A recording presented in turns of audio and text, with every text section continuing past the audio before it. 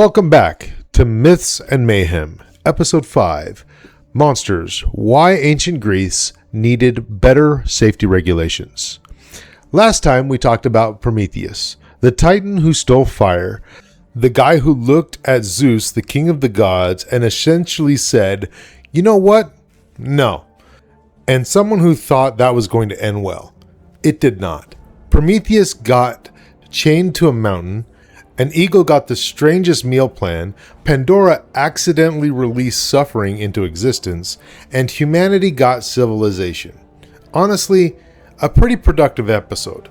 But today, we're moving on to something more dangerous. Monsters. Now, every culture has monsters. Dragons, demons, things hiding in forests, things hiding in caves, things hiding under beds. The Greeks looked at all of those and said, that's cute. Then they created creatures that could turn you into stone, eat entire ships, breathe fire, or in one case become more dangerous every time you attacked it. Which feels a little unfair. Today, we're touring the most dangerous collection of creatures ever assembled. Think of it as a zoo. A terrible zoo, a zoo where everything wants to kill you. And the safety rails haven't even been invented yet. Welcome to Monster Country. One thing that becomes obvious very quick when you're reading Greek mythology is that nobody should ever leave their house. Seriously, everywhere is dangerous. The oceans, monsters. The mountains, monsters. The forests, monsters. The caves, definitely monsters. And at some point, you have to wonder why anyone in ancient Greece ever went outside. Imagine asking your friend where he's headed. Oh, just sailing to the other island. Cool. Hope you enjoy getting eaten by a sea monster. I would love to see a travel brochure for ancient Greece. Welcome to Greece. Beautiful beaches, amazing islands, rich culture. Please avoid giant snakes, giant dogs, giant birds, giant lions, giant whirlpools, giant everything. Have a nice trip. So I really have to ask myself, why are there so many monsters? Now, here's the interesting part. The Greeks weren't just inventing scary creatures for fun. Well, not entirely. Most monsters represented fears. Unknown places, dangerous storms, wild animals, disease, natural disasters. Things people couldn't explain. Because when you're living 3,000 years ago and a volcano erupts, you don't have geology. You have mythology.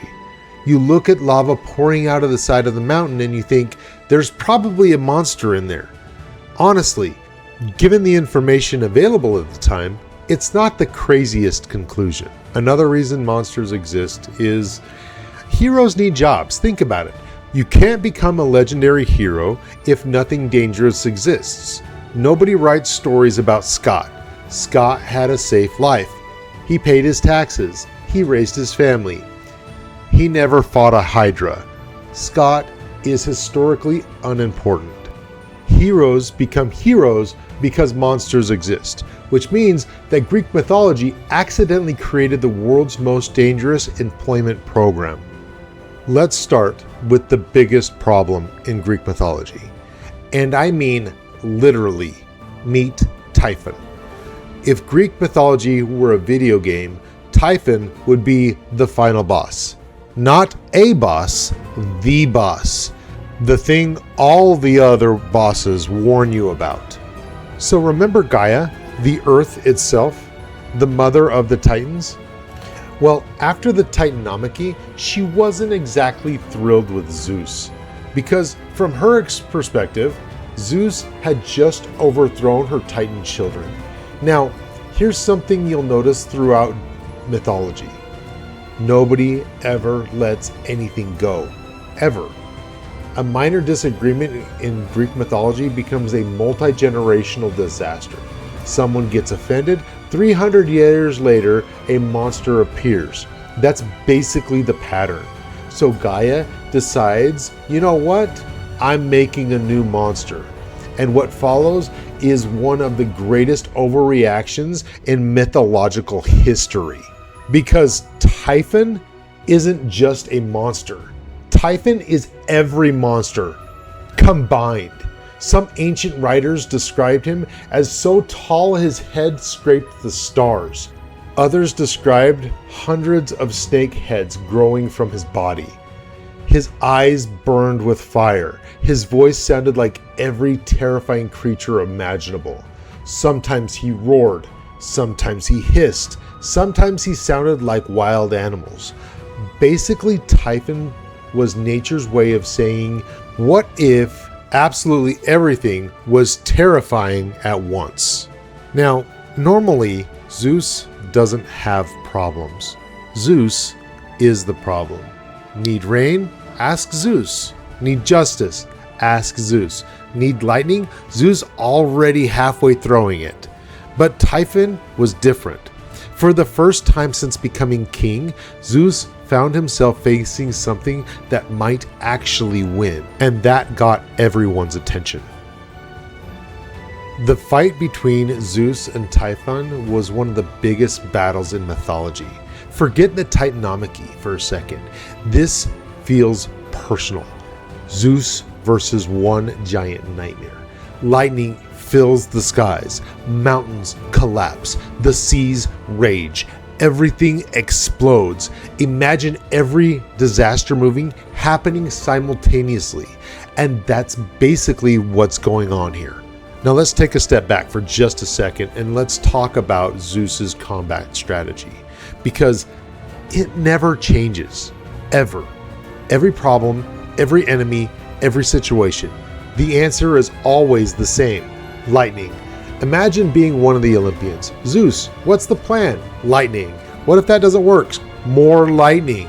What if, have you ever considered even more lightning? To be fair, it usually works. Okay, now here's my favorite part.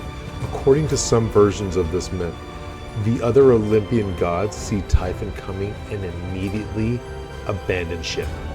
Not strategically retreat, not reposition, not regroup, leave, gone. They out of here.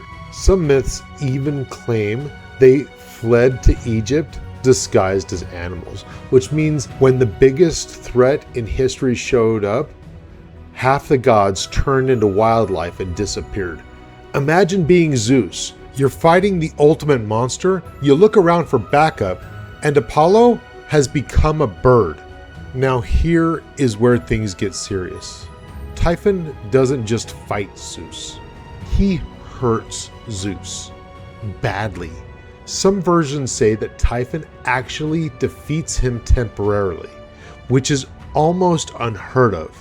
This is the king of the gods, the guy who defeated Kronos, the guy who defeated the Titans, the guy whose primary hobby is winning, and Typhon nearly takes him out. For a brief moment, Olympus is genuinely in danger. Now, fortunately for Zeus, Greek mythology loves a comeback story. Eventually, Zeus recovers. He gets his lightning back and starts unleashing enough electricity to power a continent. The battle resumes.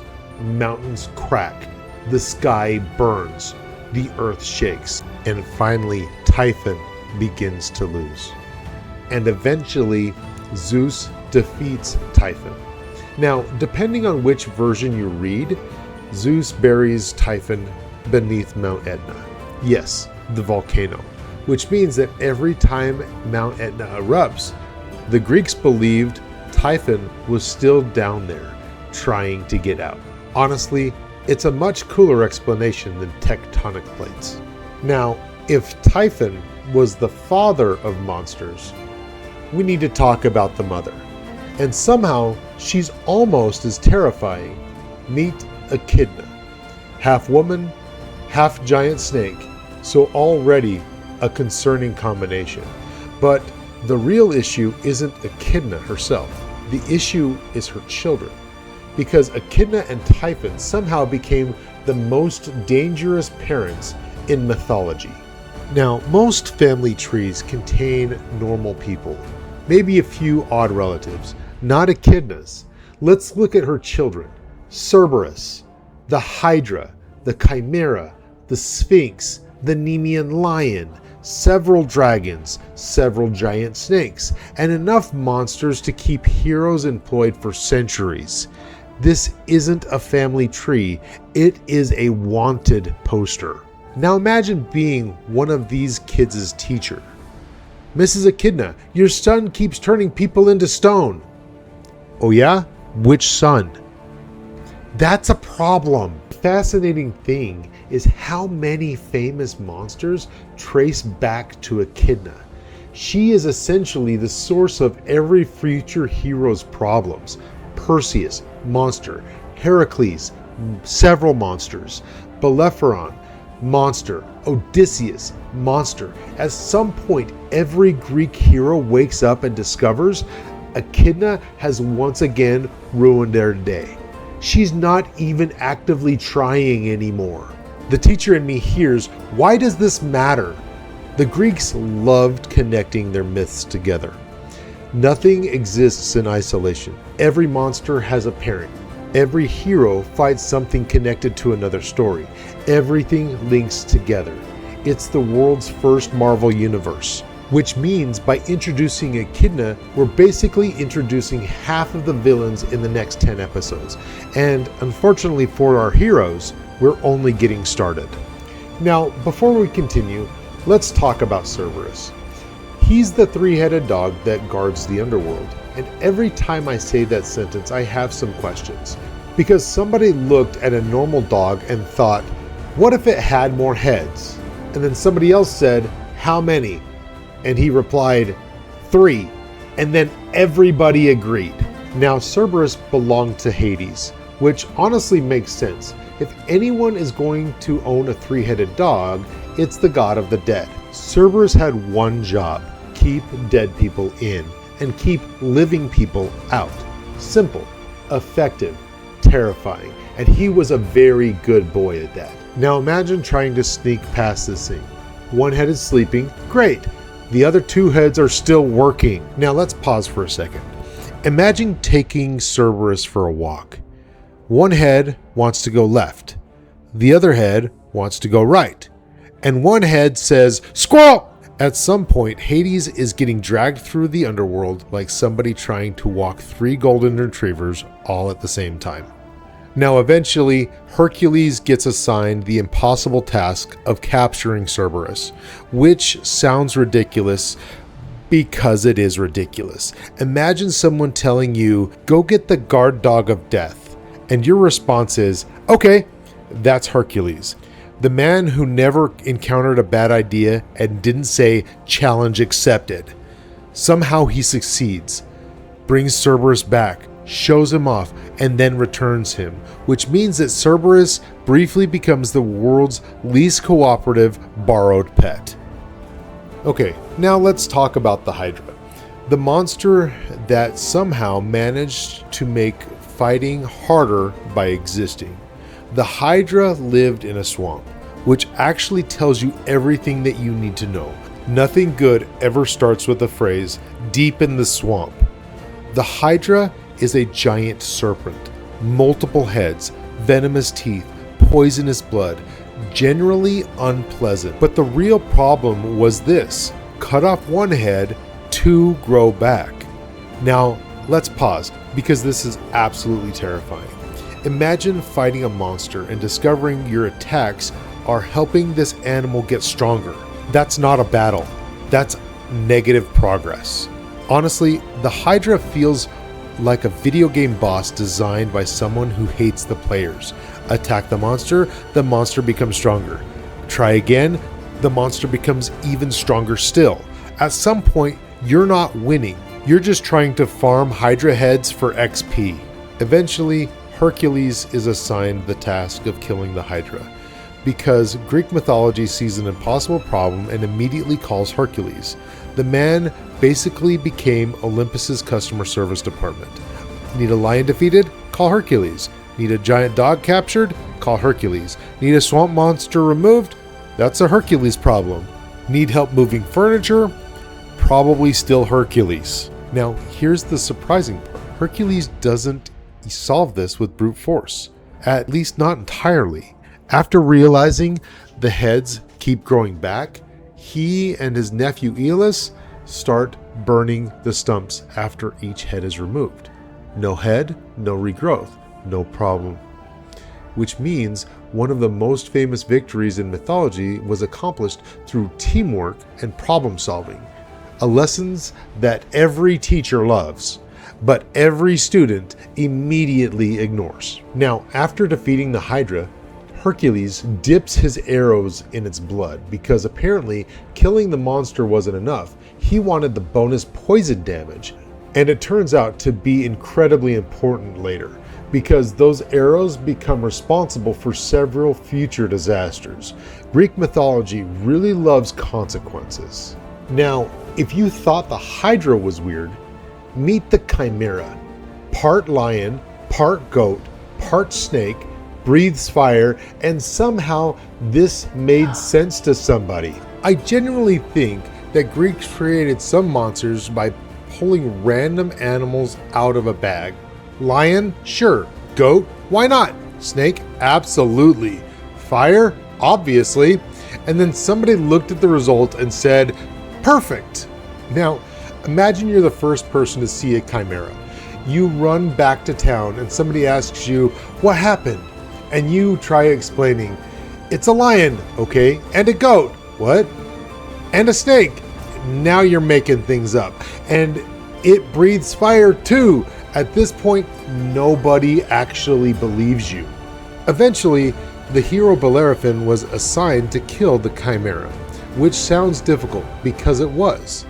Fortunately, Bellerophon has Pegasus, the winged horse, and honestly, if you're going to fight a fire-breathing monster, bringing a flying horse seems like a solid plan. Can we take a moment and appreciate how unfair Pegasus is? Everyone else is walking, and Bellerophon shows up with air support. It's like bringing a jet to a sword fight. Completely unfair. Using Pegasus, Bellerophon attacks from above, eventually defeating the monster and becoming famous, which is great, until Bellerophon later develops a serious case of overconfidence. But that's for a future episode. For now, just remember, the Chimera existed because Greek mythology refused to choose one animal. Now, most monsters attack you physically. The Sphinx attacks you academically, and somehow that's more terrifying. The Sphinx had the body of a lion, the wings of a bird, and the face of a woman. An unhealthy obsession with riddles. This creature would stop travelers, ask a question, and if they got it wrong, things would end badly. Very badly. Now, this is the most famous riddle in mythology. What has one voice, walks on 4 legs in the morning, 2 at noon, and 3 in the evening? If you already know the answer, congratulations, you're doing better than most of ancient Greece. The answer is humanity. A baby crawls, an adult walks, and an elderly person uses a cane. Simple, elegant, deadly. Now imagine you're a hero in ancient Greece. You've spent your whole life training to become a hero. You've mastered combat. You've mastered archery. You've mastered sword fighting, athletics. Then a monster defeats you with a pop quiz. That's gotta be embarrassing. Eventually, Oedipus arrives, answers the riddle correctly, defeats the Sphinx. Now, the story of Oedipus becomes significantly less fun after this point. In fact, it becomes one of the most uncomfortable stories in mythology. But we're going to save that disaster for another episode. And here's why the Sphinx matters in all of this. The Sphinx is fascinating because it represents something different.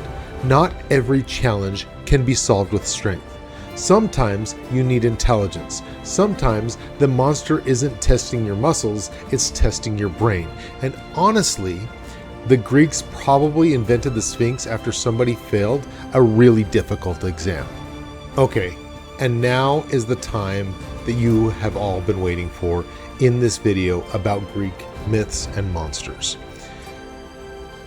We have finally arrived. The celebrity of Greek mythology. The monster whose face is on everything from movies to video games to t-shirts. It's Medusa. And before we start, I need to point something out. Most people know exactly two things about Medusa. One, she has snakes for hair. And two, looking at her turns people to stone. That's it. That's the entire public knowledge. But like most things in Greek mythology, the real story is a lot more complicated. Now, Medusa wasn't alone. She had two sisters, Setheno and Euryale. Together, they were known as the Gorgons, which honestly sounds like a heavy metal band. The interesting thing is, Medusa was the only mortal sister. The other two were immortal, which means if you were a hero looking for a target, Medusa, unfortunately, was the only option. Now, let's discuss the snakes, because somebody had to look at Medusa and think, you know what would improve this situation? More reptiles. Imagine trying to brush your hair. You can't. The hair is actively disagreeing with you. Now, of course, the real issue wasn't the snakes. It was the eyes. One look, that's all it took. Stone, done. End of story. No fighting, no second chances, no dramatic comeback. You looked, you lost. Honestly, Medusa might have had the most overpowered ability in mythology. Most monsters have to chase you. Medusa, she just waits. Imagine trying to play hide and seek with Medusa. The game lasts about 6 seconds, mostly because everyone else becomes lawn ornaments. Here's the thing. The Greeks loved monsters, but Medusa was different. She represented fear itself. The fear of looking at something terrible, the fear of danger, the fear of the unknown. And that's why thousands of years later, she is still remembered, not because she was the biggest monster, not because she was the strongest monster, but because she was unforgettable. Now, imagine you're a sailor. You're crossing the sea. The weather is fine. Everything is going great. Then somebody points ahead and says, "We have a problem." On one side is Scylla. On the other side is Charybdis. And suddenly your day is ruined. Now, Scylla was a sea monster with 6 heads, multiple rows of teeth, and an appetite that would make Cerberus uncomfortable. She lived on one side of a narrow strait, and every ship that passed risked losing sailors. On the other side of the strait was Charybdis, a giant whirlpool. Not technically a monster in the traditional sense, but honestly, that hardly matters when you're being sucked into the ocean. Several times each day, Charybdis would swallow enormous amounts of water and then spit it back out, creating a whirlpool powerful enough to destroy ships. Now imagine the ancient navigation instructions. In about 500 feet, choose your preferred sea monster. That's not helpful. Eventually, Odysseus has to sail through this passage. His options are lose a few sailors to Scylla or lose the entire ship to Charybdis. That's not a choice. That's a multiple choice question where all the answers are wrong. And that's because sometimes life is like that. Not every problem has the perfect solution.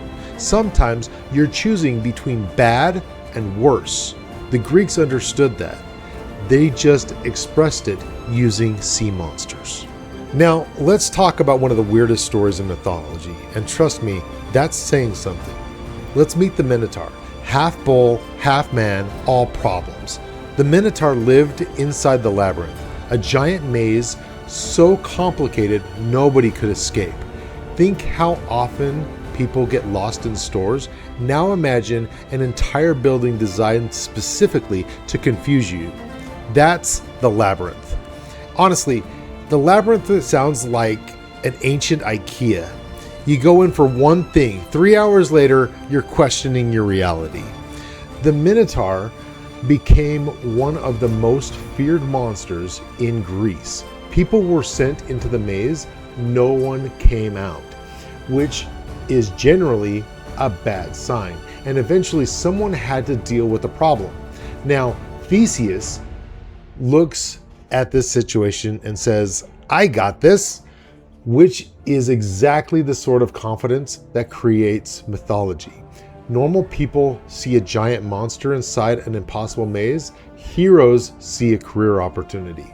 Fortunately, Theseus receives a ball of string, which might be the most practical item in all of mythology. Not a sword, not divine lightning, just string. And somehow it works. A powerful reminder that preparation beats panic. At this point, you might notice a pattern. Every monster eventually becomes a hero's problem. The Hydra, Hercules. Cerberus, Hercules. The Minotaur, Theseus. Medusa, Perseus. Scylla, Odysseus. Chimera, Bellerophon. The Greeks basically invented a system where every hero gets an assigned monster, like cosmic homework. Imagine Olympus is holding interviews. Congratulations, you've been selected. For what? Monster removal. Do I get paid? No. Do I get benefits? No. Do I get any vacation? Nope. What's the monster? The Hydra. Congratulations. So why do we have all these stories? Because monsters gave heroes the chance to prove themselves. Without monsters, heroes don't become legends. Without challenges, nobody grows. That's why one of the oldest lessons in mythology, and honestly, it's still true today, minus the giant snakes, hopefully. Now, before we end, let's hound out some awards. Most terrifying? Easy. Typhon. Not even close. The only monster that nearly ended Olympus. Worst pet? Cerberus. 3 heads, 3 mouths, 3 times the problems. Worst travel experience? Scylla and Charybdis. Because your vacation shouldn't involve choosing how you're going to be eaten. Weirdest design? The Chimera. The Greeks basically created it using leftover animal parts. The most annoying to fight? The Hydra. Congratulations, attacking it makes things worse. The most famous? Medusa. 3,000 years later, and she's still winning popularity contests. In conclusion, the monsters of Greek mythology were terrifying, sometimes tragic, sometimes ridiculous, often both. They represented fears, challenges, mysteries, and the dangers waiting beyond the edge of civilization. But more importantly, they gave us heroes. Because every great hero needs something impossible to overcome. And next time, we're finally meeting one. Perseus, the hero who received a mission so absurd that any reasonable person would immediately refuse. The assignment? Find Medusa, the monster whose face can turn people to stone, cut off her head, and somehow survive. Which sounds impossible because it almost was. Until next time, if someone in Greek mythology says, I have a great idea, start walking the opposite direction immediately. See you next time. Like and subscribe for more of this content.